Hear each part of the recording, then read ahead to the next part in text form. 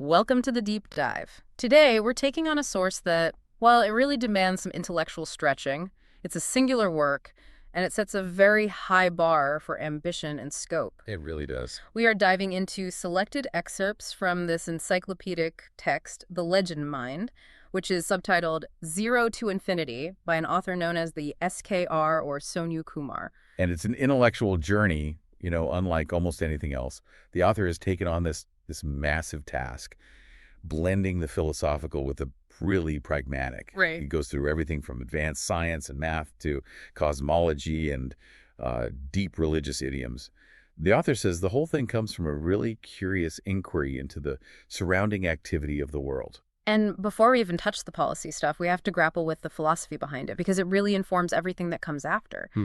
The author dedicates this work to my immortal guru, the Lord Shiva, and talks openly about being inspired to live with zero attraction of the world. Which is fascinating. It is. This idea, this commitment to radical detachment, to viewing the world with a certain distance is incredible when you think about the practical implications for, national governance. It creates this powerful paradox, doesn't it? I mean, why would someone seeking zero attraction dedicate a whole unit to crafting the perfect framework for a physical, temporal nation? Exactly my question. And I think the answer is that this kind of detachment allows for a really objective long-term view. If you're not caught up in the short-term political wins or the material stuff of the moment, you can focus purely on what ensures lasting stability and value. So it's like looking at the nation from a 10,000-foot view. Or a cosmic view, even. Yeah. The author is looking at the nation, at Earth, and its people, not through the lens of passion, but through this eternal lens of systems and potential. It's a call for radical long-term vision then, unclouded by immediate self-interest. And we also have to talk about the name, the pseudonym, and its acronym, LEGEND. It stands for L, legacy. E, even G, God, E-M, end, not D, demons, that is. That's highly unusual. It needs some unpacking right away. It really does. And if you look at that acronym, legacy, even God end, not demons, it's not just a dramatic name. It feels like a statement of spiritual priority, of cosmic persistence. What do you mean by that? Well, in a lot of traditions, the forces of chaos, the demons, they often represent entropy, right? The things that resist positive, organized creation. Okay. So the author seems to be saying that a true legacy, the things that endure even past the cosmic cycles of destruction and renewal, even God end, are those structures that actively fight against chaos and dissolution. So building a stable, flourishing nation that becomes a legacy that is almost eternal. It survives the temporary cycles of history. It's a search for a kind of national immortality rooted in a spiritual duty. Precisely. And this high-level, almost mythical search for stability brings us right to our focus for this deep dive. Unit 3, titled The 5 Diamonds of Nations in Earth. These are the 5 basic pillars the author says are crucial for any nation that wants to be considered developed, that's seeking that kind of legacy. And Chapter 30 is where we're parking ourselves today. Kids as seed of nations. This is identified as one of those fundamental diamonds, right alongside the Constitution, youth, population, and nature. So the chapter's argument is that while, constitutions define a nation and nature gives it resources, the child is the living, growing embodiment of that nation's future. So our mission then is pretty clear. We need to go line by line through this incredible chapter and explore that core argument, that children aren't just future citizens. They are the living seed from which nations truly grow. Carrying the promise of innovation, leadership, resilience. Compassion. We're going to look at the detailed roadmap the author lays out for nurturing this vital resource and translate that philosophical distance into, some pretty intense policy. Let's unpack this, because framing it this way immediately elevates the whole discussion. It's not just social welfare anymore. It's about existential national investment and, really, destiny. Yeah, the stakes are incredibly high from the very first sentence. So we start with that really profound analogy in section 1, the metaphor of the seed. To choose the seed. I mean, that's a symbol that is so humble, but at the same time, infinitely powerful. Why is the seed the perfect symbol for the child here? It's rooted in the most basic truth of our civilization. The source wisely points out that in agrarian societies, which birth most of our major cultures, the success of the harvest literally determined your survival. Right. There's nothing more important. Nothing. And that high-stakes reality just infuses the metaphor with this immediate gravity. The seed is the ultimate symbol of potential, of hope, and of continuity. And if you think about this in like a movie-style way, you can almost see it. Picture a vast open field, and the farmer, the nation, is holding this tiny, dormant little thing. Mm-hmm. That object holds the entire genetic blueprint for a massive, thriving crop, but it could just as easily rot in the ground. And the difference between those two outcomes is the care you give it. Absolutely. And the detailed analogy of potential is where the author really starts to build this roadmap. The seed contains everything it needs to become a plant. The root, the stem, the leaves, the fruit. But it can't activate that potential on its own. It's totally dependent. Utterly dependent on its external environment. So what are those specific non-negotiable things that the source says the seed needs? A seed needs soil, water, sunlight, and careful tending. And the source draws a direct parallel to the child. Every child is born with these innovative talents and capacities, but they have to be cultivated through the right human environment. And that environment is defined as what? The author specifies it as 4 things. Love, education, nutrition, and opportunity. If any one of those 4 is missing, the seed is stressed, it's stunted, or it just fails to sprout at all. Wow. That list is basically a direct policy mandate, isn't it? It translates natural requirements into duties for government and society. It really is. Love is that responsive caregiving, emotional security. Nutrition is the literal fuel for your brain and body. Education is how you develop those innate talents. And opportunity. That's the fertile ground where you can actually use them. And think about the timing. If you deny a child nutrition in their first 1,000 days, you are, in essence, planting that seed in contaminated soil. You have irreversibly damaged the root structure. And no amount of fertilizer later on, like remedial education, can ever fully make up for that initial failure. Never. The depth of the analogy is in its unforgiving truth about timing. You get one shot at the foundation. Which brings us to the next point, continuity. Seeds ensure life carries on across seasons. They survive the winter and they carry the hope for the next cycle. And children do the exact same indispensable thing for the nation. They ensure the continuation of a nation's culture, its core values, its unique language, and its identity, generation after generation. So if a nation loses its cultural seeds, if the values of the parents aren't livingly passed on, then even if the population physically continues, the nation's essence, its soul has died. The body is there, but the identity is gone. It's the ultimate form of national self-preservation then, making sure that L, in legend, the legacy, is carried forward. Without the child as the vehicle, a nation is just a single, fleeting generation. And I find this duality of fragility meets resilience to be one of the most compelling parts of the whole analogy. The source notes that seeds are fragile, they can be crushed or eaten. But they can also lie dormant for years, waiting for the right moment to sprout. Exactly. And that speaks to the sheer innate survival drive within us. Children can, and tragically often do, endure incredible hardship, poverty, conflict, loss. But the text is very clear on this point. Resilience isn't a substitute for care. No. While they are resilient, they will only truly flourish, meaning achieve their highest potential and contribute fully to the nation when they're given the right environment. A dormant seed isn't contributing to the harvest. It's just surviving. It's just surviving. And the societal goal the author is implying is not mere survival, it's exponential contribution. So this first section really establishes that the only way to measure national success is by looking at the child through this lens of potential, timing, and continuity. It's the foundational premise. And to understand this modern mandate for investment, we have to look back and see how ancient civilizations thought about the next generation. Section 2 shows that the child has always been seen as the cornerstone of national identity, long before modern sociology. Right, this isn't a new idea. The journey starts with the ancient philosophies on citizenship. It's clear that thinkers realized very early on that the character of a nation was completely dependent on the character you instill in the young. Look at ancient Greece, philosophers like Plato. The emphasis on early education wasn't about job training or just learning to read. It was a civic, almost a military concern. It was about shaping virtuous citizens. Yes. Education was a state mandate aimed specifically at ensuring political stability and defending the republic.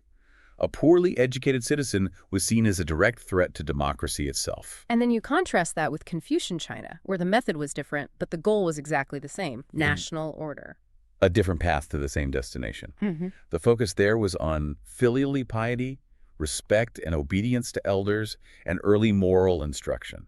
These were seen as the essential ingredients for achieving social harmony and national stability. So while Plato's state was creating the citizen, Confucius's family was creating the citizen, and that ensured the nation was just a harmonious extension of a well-ordered family. But both systems knew that the traits you instill between the ages of 3 and 10 are the ones that will ultimately govern the nation.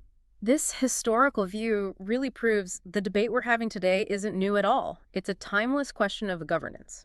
Now, this is where the perspective shifts, from political philosophy to a profound sacred trust in religious teachings. This is where caring for children stops being just pragmatic policy and becomes a moral duty. And that transition gives it this crucial moral gravity. Think about the concept of fitrah in Islam. The Quran states that every child is born in a state of fitrah, natural purity. Which is a concept that goes way beyond just simple innocence, right? Oh, much deeper. It implies an innate moral compass, a kind of foundational alignment with the divine and with good order. So if a child is born in this state of fitrah, what's the implication for the society around them? It places a sacred burden on the entire community. The society, the parents, the teachers, the state is responsible for either nurturing that purity or corrupting it.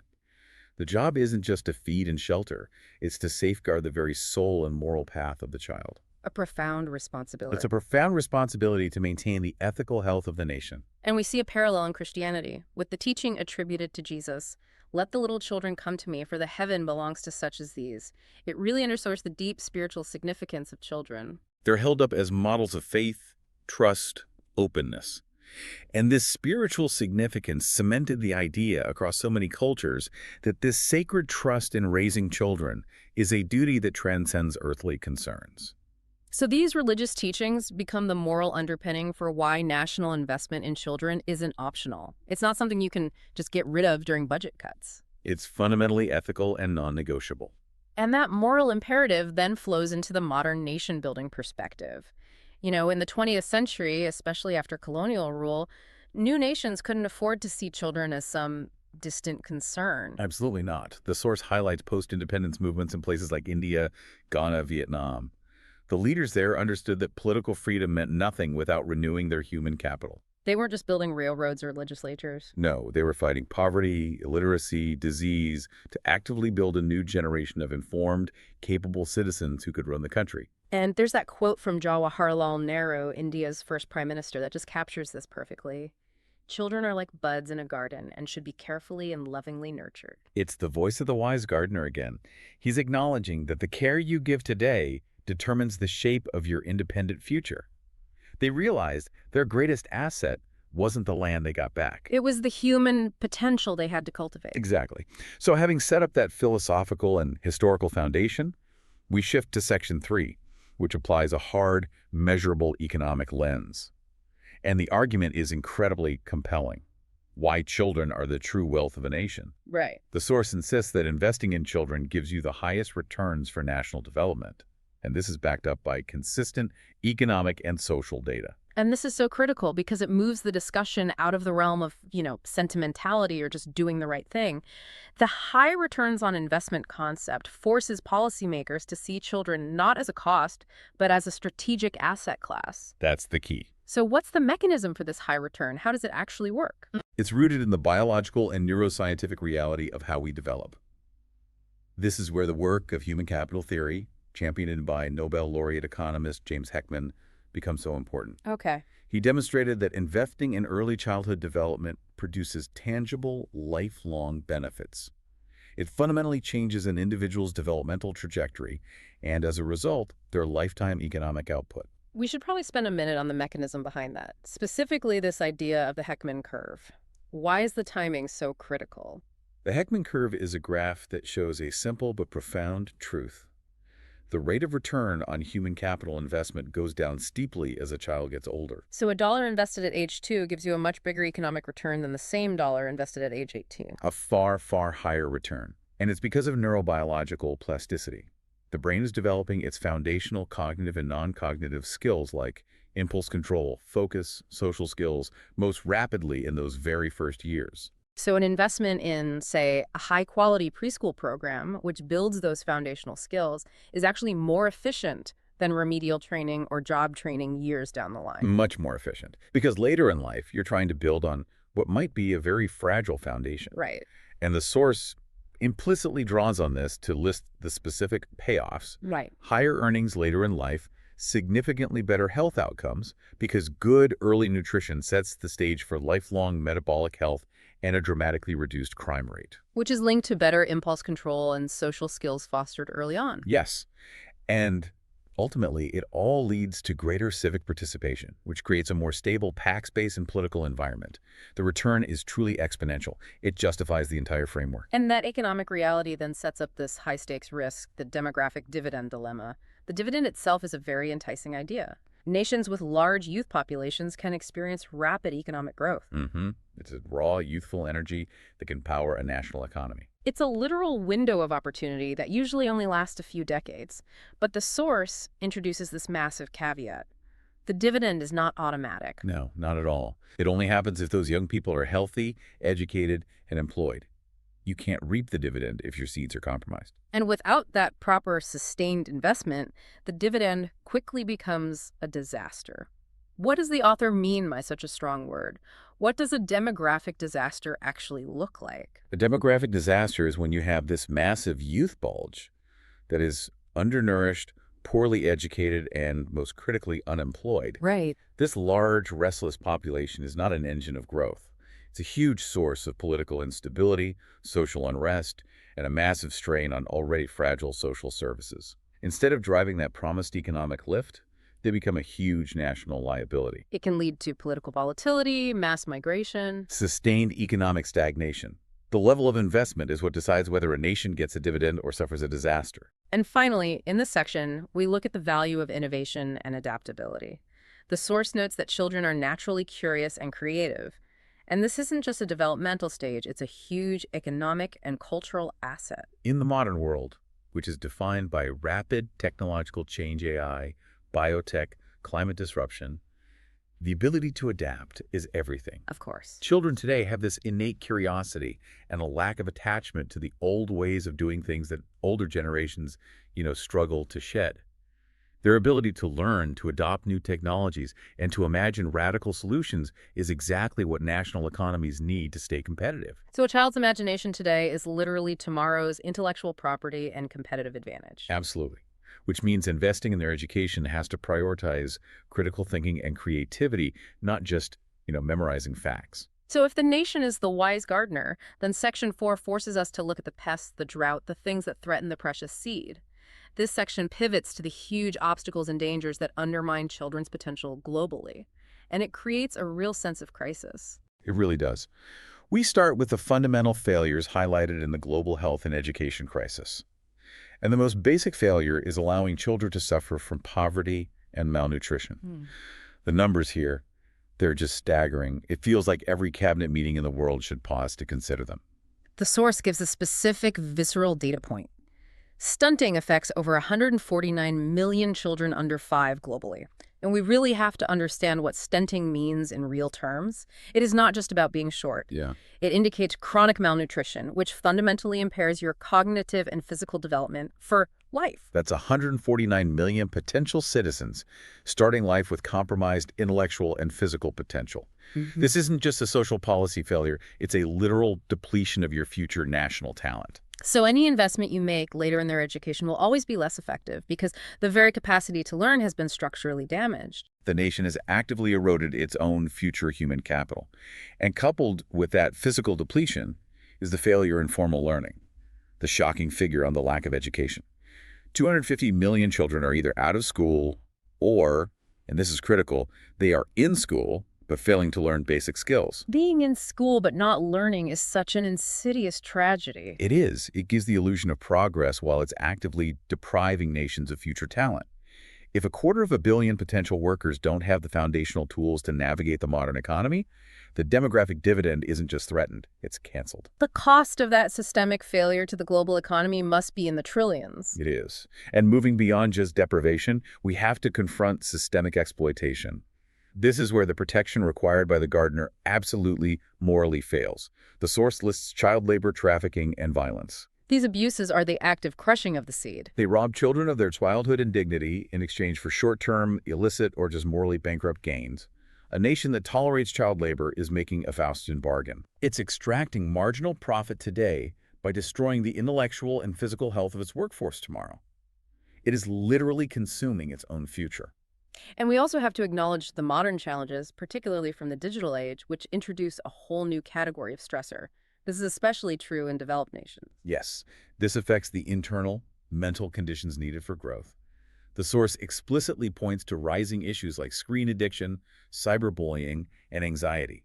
They severely impact emotional and social development. So while past generations worried about physical dangers, This generation faces pervasive threats to their mental landscape. A child needs space for reflection, for creative play, for genuine human interaction to flourish. And excessive, unsupervised digital exposure, as the author notes, can create a generation that is maybe technologically savvy, but emotionally fragile and socially isolated. and finally, the most encompassing threat of all, the environmental threat. The climate crisis ensures that children are the most vulnerable group to environmental degradation. Yeah. They will inherit a planet shaped by today's decision. This forces us to see environmental policy as child protection policy. Every decision we made today about pollution, about resource depletion, about climate stability determines the quality of the soil, the livability of the planet for the next generation. It's a fundamental betrayal of that sacred trust if we get it wrong. A complete betrayal. If the current generation acts selfishly, the harvest will fail, no matter how much love or education you try to provide later. So the crisis is stark, the stakes are existential. Now we get to the solution set, detailed in Section 5. The author's cultivating the seed, a framework for national investment. This is the roadmap for how nations become those wise gardeners. And this framework has to be enacted with intensity and with equity to reverse the staggering statistics we just talked about. Pillar 1. Early childhood development, ECD, is correctly placed as the foundation. It reflects those Heckman curve findings that the earliest years dictate everything. So what are the specific foundational needs outlined here for successful ECD? It sounds like a pretty holistic approach to the first few years of life. It's a triple mandate. Universal access to prenatal care, robust nutrition for both mother and infant, and responsive caregiving. Responsive caregiving is the one that's often overlooked. It is. It just means the parent or caregiver consistently responds to the child's cues, which fosters secure attachment and promotes those early neural connections that underpin lifelong emotional regulation and learning. These things ensure the seed gets the absolute best start. And what about after infancy? It requires investment in high-quality preschool programs, and these have to be deliberately designed to foster cognitive, emotional, and social skills all at the same time. They have to be safe, enriching places where learning is exploratory, not stressful. So you're setting the stage for future academic engagement. Exactly. This investment, the framework implies, is the most profitable capital expenditure a nation can possibly make. Okay, moving to Pillar 2. Equitable and inclusive education. The source sets a very high bar for what quality education actually is. It's more than just making sure kids show up to school. The quality criteria are non-negotiable. Education has to be accessible, of course, but it must also be relevant, joyful, and rooted in critical thinking. So if education is just producing obedient workers who can memorize facts, it fails. It fails completely. It doesn't nurture the innovation and adaptability we identified as a national asset.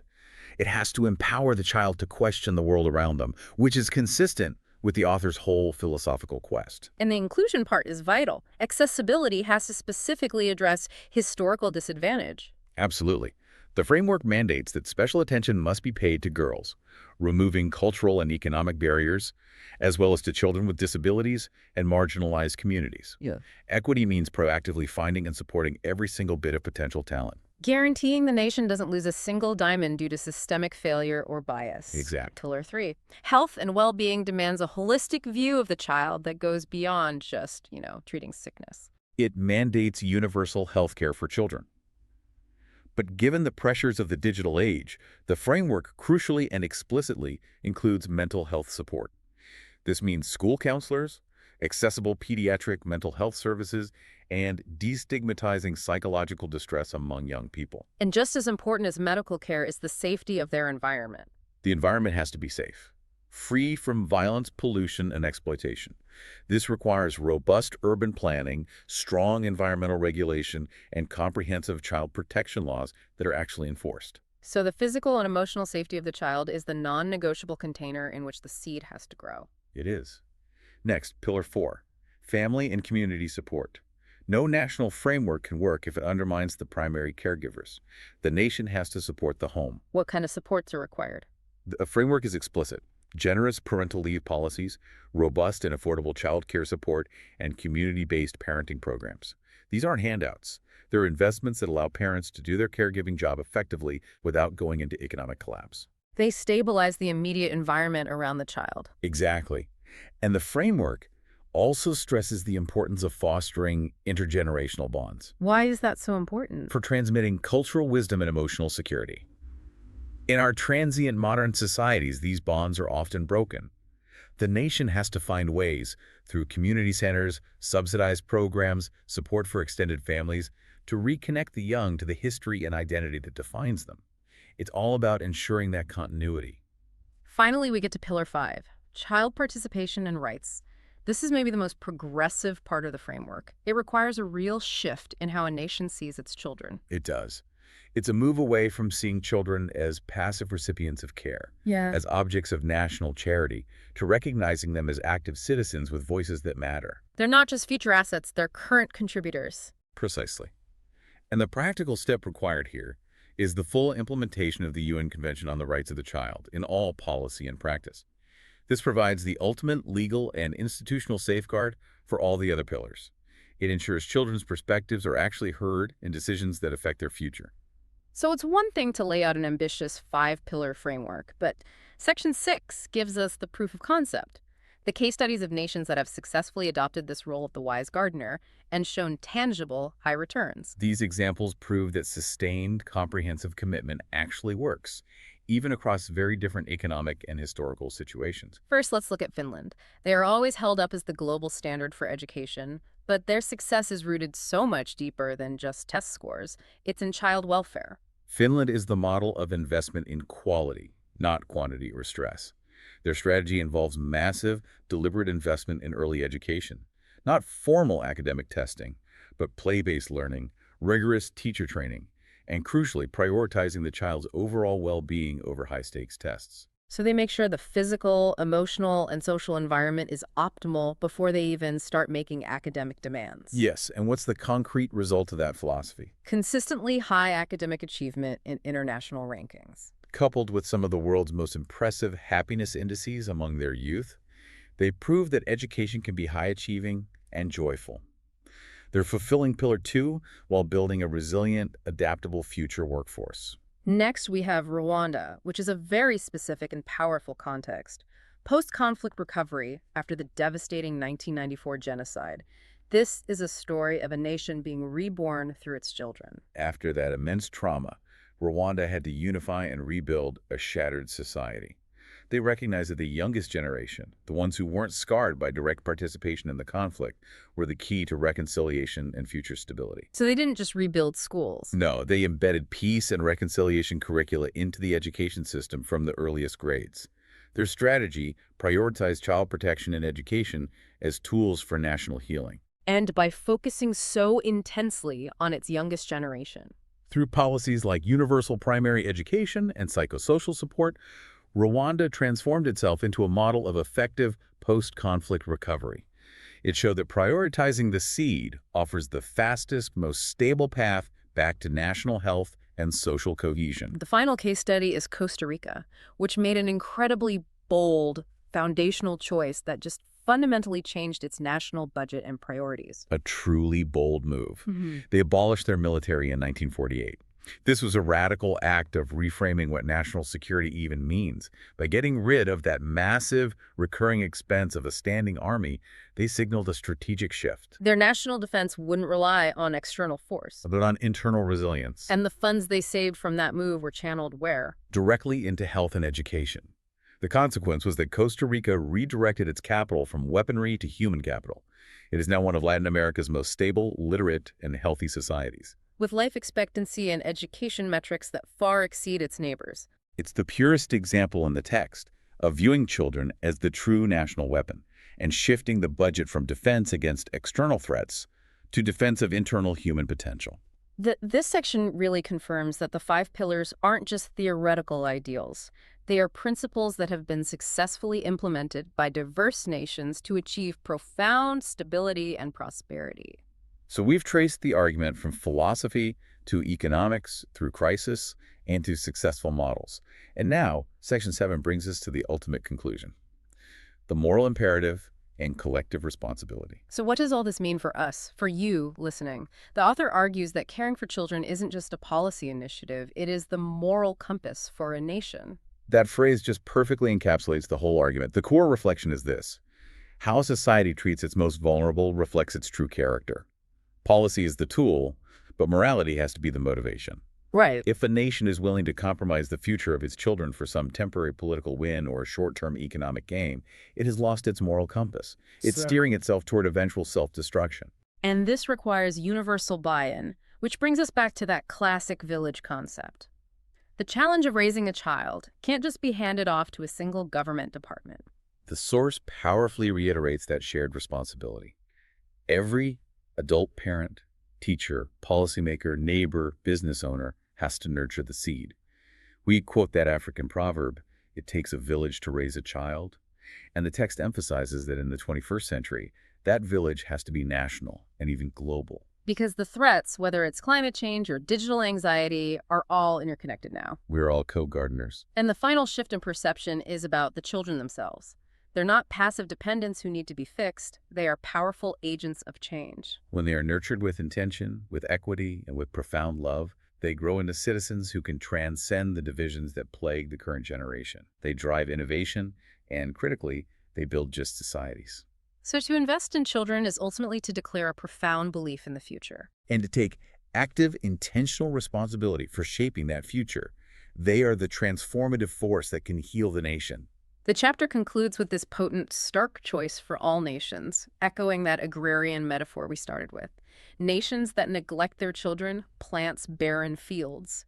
This leads to stagnation, conflict, eventual decline. And conversely, the nation that cherishes them sows a harvest of peace, prosperity, and possibility.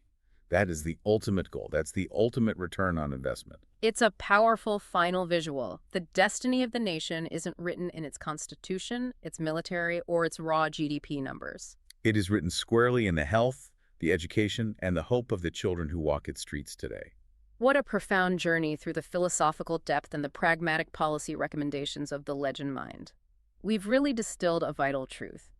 The investment in the seed, initiated with that radical detachment and guided by long-term vision, is the only secure investment in tomorrow's harvest. The author gives us a beautiful final insight that reinforces this duty, using the quote, "The soul is healed by being with children." Fyodor Dostoevsky. It's a reminder that in nurturing them, we also achieve our own collective ethical and spiritual redemption. And the chapter ends by urging us, the listener, to heal our nation by honoring, protecting, and empowering every child, calling them the sacred seed of our shared tomorrow. We covered Unit 3, the 5 diamonds of nations and earth, the Constitution, kids, youth, population, and nature. And building on this core idea that the child is the sacred seed of our shared tomorrow, we want to challenge you to consider this. Which of those 5 diamonds is currently the most neglected diamond in your own community or your nation? Where is the soil barren today, and what specific action guided by this gardener's framework can you take to enrich it? Think about that and what role you can play in being a better gardener, contributing to that ultimate legacy that, even the cosmos might envy. That is what we call an eye-opener. Until next time. Happy diving.